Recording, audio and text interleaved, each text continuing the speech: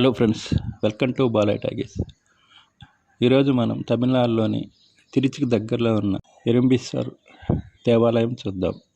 ఎరుంబీశ్వర్ ఆలయం శివుడికి అంకితం చేయబడిన ఒక హిందూ దేవాలయం. 60 అడుగుల ఎత్తైన కొండపైన నిర్మించబడిన దీనిని మెట్ల ద్వారా వెళ్ళవచ్చు. శివుడు తనను తాను చీమల కొండగా మార్చుకొని చీమలపైకి ఎక్కి తనను పూజించడానికి వీలుగా ఆ ప్రదేశంలో తన తల వంచుకున్నట్టు నమ్ముతారు. తమిళ సాధువులు రాసిన మరియు పాదాలు పెట్ట స్థలంగా అంగీకరించబడిన 7వ శతాబ్దపు తమిళ శైవ రచన తేవరములో ఎరుంబీశ్వర్ గౌరవించబడ్డాడు. ఈ ఆలయం ఆదిత్య చోళుడు కావేరీ నది ఒడ్డున తిరుపురంబియం యుద్ధంలో తన విజయాన్ని గుర్తు చేసేందుకు నిర్మించిన ఆలయం. దీనిలో 10వ శతాబ్దం నాటి చోళ సామ్రాజ్యం నుండి అనేక శాసనాలు ఉన్నాయి. ఈ ఆలయాన్ని భారత పురాతత్వ సర్వే శాఖ రక్షిత స్మారక చిహ్నంగా ప్రకటించింది మరియు స్థానికంగా దీన్ని దక్షిణ భారతదేశ కైలాసం అని పిలుస్తారు. ఈ ఆలయంలో ఉదయం 5:30 నుంచి రాత్రి 8 గంటల వరకు వివిధ సమయాల్లో 6 రోజువారీ ఆచారాలు మరియు దాని క్యాలెండర్లో 3 వార్షిక ఉత్సవాలు ఉంటాయి.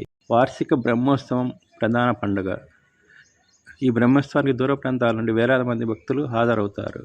ప్రతి పౌర్ణమికి 10,000 మంది యాత్రికులు గిరివలం అనే ఆచారంతో కొండను చెప్పులు లేకుండా ప్రదక్షిణ చేసి ఎరుంబీశ్వరుడిని పూజిస్తారు. ఈ ఆలయం తమిళనాడు ప్రభుత్వ హిందూ మతం మరియు దాన ధర్మ బోర్డు నిర్వహిస్తుంది. హిందూ పురాణ ప్రకారం పృథ్వీ మరియు స్వర్గాన్ని జయించిన తరుకాసుడు అనే రాక్షసుడు నివసించేవాడు. దేవతలు మరియు ఇతర దేవతల నాయకుడు ఇంద్రుడు తరహా చేతిలో బాధపడ్డాడు. అతను సృష్టికర్త అయిన బ్రహ్మ సహాయం కోరాడు. బ్రహ్మ తిరువెంబూరులో ఉన్న శివుని పూజించమని చెప్తాడు. తారకాసును మోసం చేయడానికి దేవతలు చీమలుగా రూపాంతరం చెంది ఆలయానికి చేరుకున్నారు. లింగం యొక్క ఉపరితలం జారలో ఉండటంతో చీమలు పైకి ఎక్కి పూజించడం కష్టమైంది. శివుడు తనను తాను చీమల కొండగా మార్చుకొని తన తలను జారవిడ్చాడు. ఇది చీమలు ఎక్కి పూజించడానికి వీలు కల్పించింది. అందువల్ల ఎరుంబీశ్వరుడు అనే పేరు ఎరుంబు నుండి వచ్చింది. ఎరుంబు అంటే చీమ మరియు ఈశ్వరన్. శివుడు తన భక్తుల కోసం తన తలను జారిన 3 ప్లేసుల ఇది ఒకటి. మిగిలిన 2 విరంజిపురం మరియు తిరుప్పనందల్ దేవాలయాలు. ప్రస్తుత రూపంలో ఉన్న ఎరుంబీశ్వర్ ఆలయాన్ని చోళరాజు ఆదిత్య నిర్మించాడు. ఆదిత్య తిరుపురంబియంలో యుద్ధంలో గెలిచాడు మరియు విజయాన్ని గుర్తు చేసుకోవడానికి కావేరీ నది ఒడ్డున ఉన్న వరుస దేవాలయం నిర్మించినాడు. ఈ ఆలయంలో చోళ కాలం నాటి 49 శాసనాలు ఉన్నాయి. సుందర చోళ కాలం నాటి మరొక శాసనాలు తిరువడిగం యొక్క 4 చిహ్నాలను నిర్వహించడానికి భూమిని దానం చేసినట్లు సూచిస్తున్నాయి.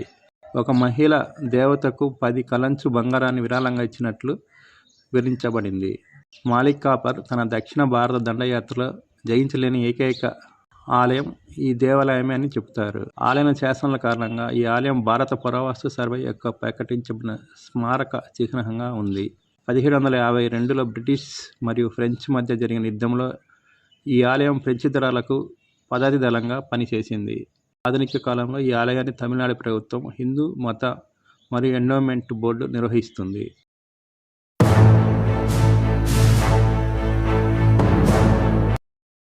ఎరుంబీశ్వర ఆలయం 60 అడుగుల కొండపై ఉంది. దానిపై గ్రానైట్ మెట్లు ఉన్నాయి. ఈ ఆలయం ఒక కొండపై ఉన్నందున దీన్ని స్థానికంగా మలై కోవెల్ అని పిలుస్తారు. ఆలయ సముదాయంలో 2 ప్రాకారాలు మరియు 2 అంతస్తుల రాజగోపురం ఉన్నాయి.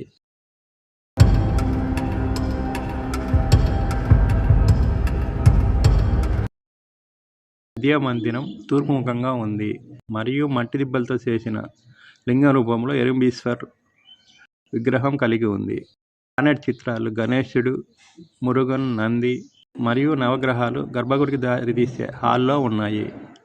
తమిళనాడు ఇతర శివాలయాల మాదిరిగానే ఎరుంబీశ్వర్ గర్భగుడి చుట్టూ ఉన్న మొదటి ఆవరణ లేదా గోడలతో దక్షిణామూర్తి, దుర్గా మరియు చండికేశ్వర్ చిత్రాలు ఉన్నాయి. ఎరుంబీశ్వర్ యొక్క మధ్య చిత్రం మట్టి దిబ్బతో చేయబడింది. ఆలయ పూజారులు పండుగ సమయంలో మరియు రోజువారీ పూజలు నిర్వహిస్తారు. ఇతర శివాలయాల మాదిరిగానే పూజలు బ్రాహ్మణ ఉపకులమైన శైవ సమాజానికి చెందినవారు. ఉదయం 8 గంటలకు కులశాంతి, ఉదయం 10 గంటలకు ఉచికాలం, సాయంత్రం 5 గంటలకు సాయ రక్కై, సాయంత్రం 7 గంటలకు గ్రంథం కాలం మరియు రాత్రి 8 గంటలకు అర్ధజామం మొదలైన ఆచారాలు 4 దశలుగా ఉంటాయి. ఆలయం యొక్క ప్రధాన పండుగ బ్రహ్మోత్సవం తమిళ నెల వైకాశిలో జరుపుకుంటారు. ఇతర పండుగలు తమిళ నెల ఐపాసి సమయంలో అన్నాభిషేకం, మహాశివరాత్రి మరియు పౌర్ణమి గిరిచలం ఉన్నాయి. ప్రతి పౌర్ణమిలో 10,000 మంది యాత్రికులు కొండను చెప్పులు లేకుండా ప్రదక్షిణ చేయడం ద్వారా ఎరంబీశ్వరుని పూజిస్తారు.